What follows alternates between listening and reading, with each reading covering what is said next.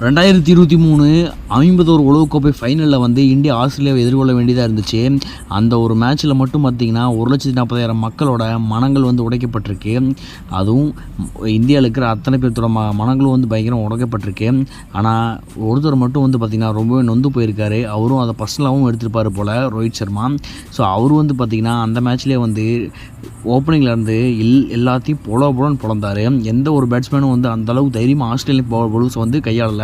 ஆனால் அவர் மட்டும் வந்து பார்த்திங்கன்னா நின்ன இடத்துல 6 அடிக்கிறது 4 அடிக்கிறதுன்னு வெளுத்து வாங்கிட்டு இருந்தார். அப்போ 47 ரன்களில் அவர் வெளியேறும்போது டிராவிஸ் ஹெட் அவரோட கேட்சை பிடிச்சி வெளியேற்றிருப்பார். ஸோ பெரிய விக்கெட்டை வந்து எடுத்திருப்பாங்க. ஸோ ஆனால் அந்த மேட்சும் நம்ம தோல்வி விட்டு ஒட்டுமொத்த இந்தியாவும் வந்து ரொம்ப சோகத்துக்கு ஆழ்த்திருக்கும். ஆனால் அதை மனசில் வச்சு 2024 உலகக்கோப்பையில் வந்து இந்தியா ஆஸ்திரேலியா மோதிக்கும் போது ரோஹித் சர்மா 41 பந்துகளில் 92 ரன்களை விளாசி அந்த மேட்ச் ஜெயிச்சு ஆட்டநாயக விருது வந்து வாங்கியிருப்பார். மனசில் வச்சு பழி வாங்குறது சொல்லி வச்சு பண்ணுறது இதாக தான் இருக்கும்.